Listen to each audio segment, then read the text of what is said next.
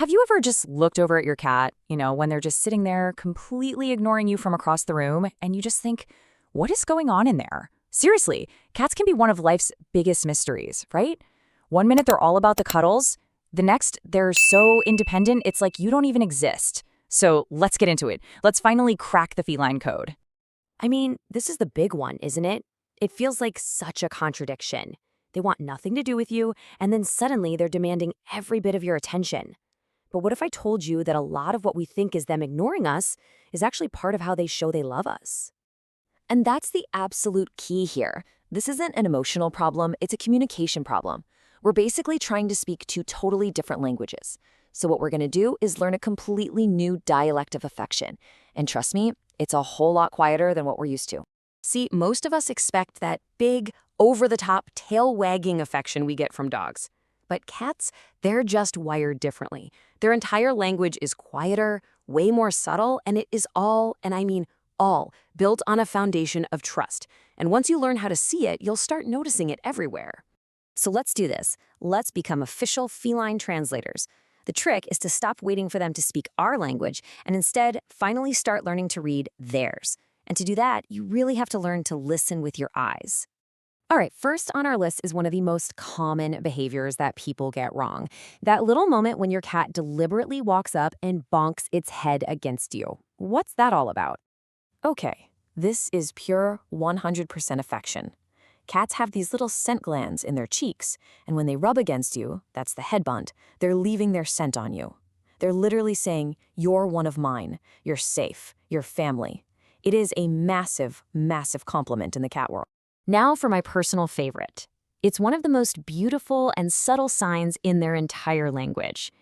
Have you ever been just chilling, you look over at your cat, and you catch them looking right at you, and they slowly close and open their eyes? This goes right back to their deepest survival instincts.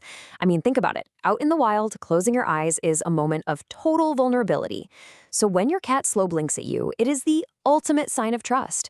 It's them telling you, I feel so completely safe with you that I can let my guard down. And here's the best part. You can do it back to them. Try it. And their vocabulary is huge. When they're kneading on you or making biscuits, that's them tapping back into that cozy, safe feeling they had as a kitten. See a tail held high with a little curl at the end? That's a super happy, confident hello. A soft purr, well, that's just their way of saying everything is good in the world. And yep, even bringing you that, gift is their weird instinctual way of saying you're family and they want to provide for you. Okay, so let's finally tackle the big one. This idea that cats are aloof. We really need to redefine what companionship looks like, because for a cat, it might be totally different from what we imagine. And this just lays it out perfectly, doesn't it? We expect them to be on our lap 24/7, greeting us at the door. But for a cat, just choosing to be in the same room as you, just peacefully sharing your space, is a huge sign of trust and companionship. They don't have to be touching you to feel like they're with you. And we really have to remember where they came from. Unlike dogs, who evolved to live and hunt in packs, cats are descended from solitary hunters. Their whole psychology is built around being self-reliant. It's literally in their DNA. It's not personal against you, it's just biology. Seriously, just think about this for a second. Sleep is the most vulnerable state any animal can be in.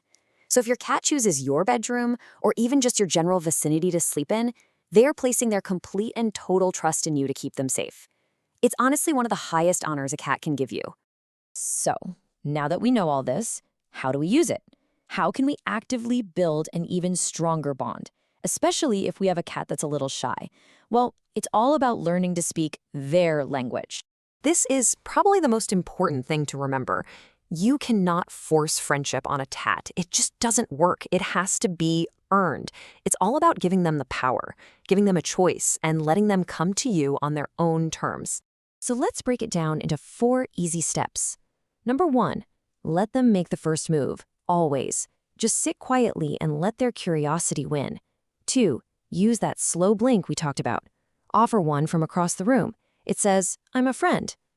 3, play is amazing for building confidence. A wand toy is perfect because you can interact from a safe distance. And 4, and this is crucial, make sure they always have a safe hiding spot. Respecting their need for space tells them their boundaries matter to you.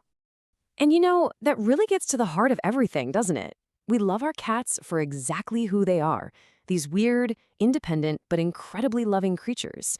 The real reward isn't trying to change them, it's in finally, truly understanding them. So next time you see your cat, just take a second, pause, and really watch them. Look for that slow blink. Notice that they chose to be in the same room as you. Appreciate that little head bunt. Now that you know the language, what are they saying? You might just be surprised at how much love was there all along.